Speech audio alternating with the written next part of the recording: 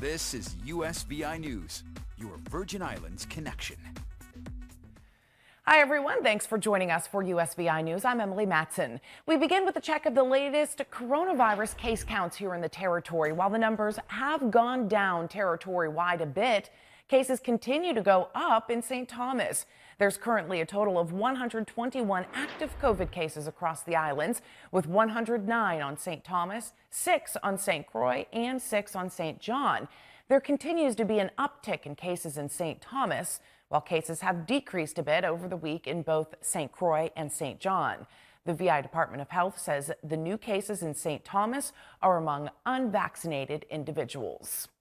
We turn now to the reopening of America. As the COVID pandemic recedes, workers are being asked to return to their offices. But this is raising a slew of new questions and concerns about everything from work schedules to vaccine mandates. Essential workers never left. The service industry has slowly returned, and now, with more than 40% of Americans fully vaccinated, it's the office employees' turn to go back. Our office is open, and we expect a mandatory return after Labor Day.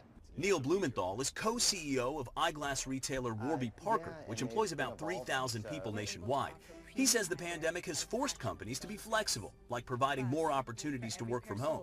I think what COVID did was enable executives to look back and say, hey, do all these policies really make sense? Is it going to ensure productivity? Is it going to ensure engagement?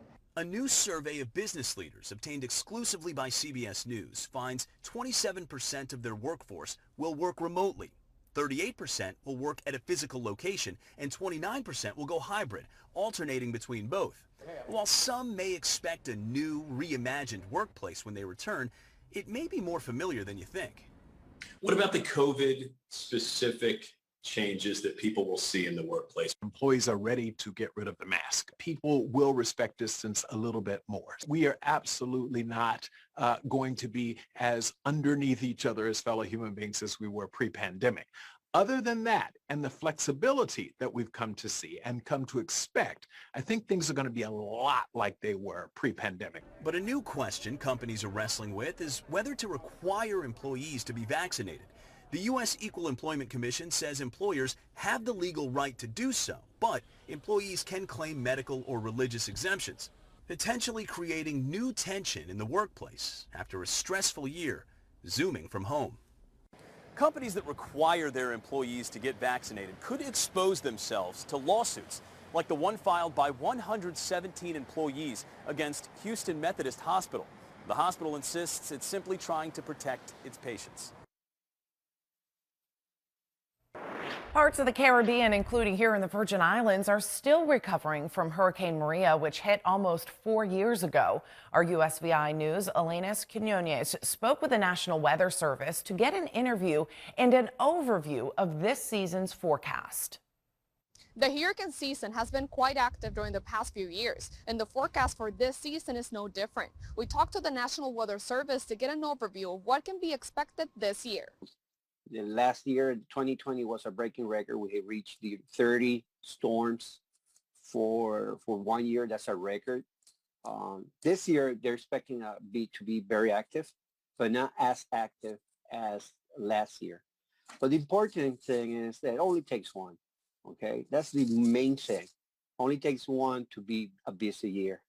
Okay, the type of forecast doesn't tell you where the storms are going to develop.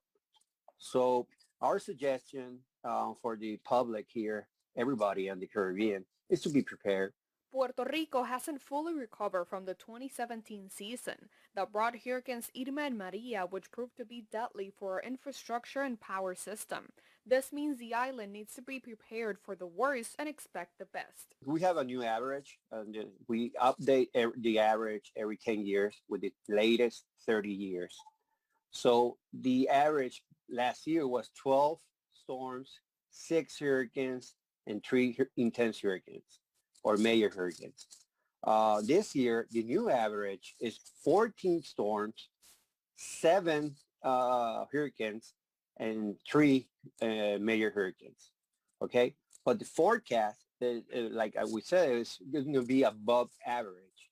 So we're talking about 13 to 20 storms, from those 13 to 20 storms, we could have from 6 to 10 hurricanes. And from those 6 to 10 hurricanes, we could have 3 to 5 major hurricanes. Major hurricanes meaning from categories 3 or more. Although the peak of the season tends to be late July, August, and September, preparation should not wait until then. We need to be ready now.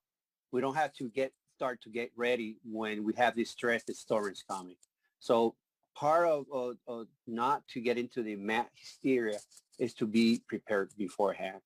Okay, right now the western side of the Caribbean area could be seeing a hurricane or storm at least at the end of next week. So it's going to be active. The waters are really warm. El Niño is in the neutral phase.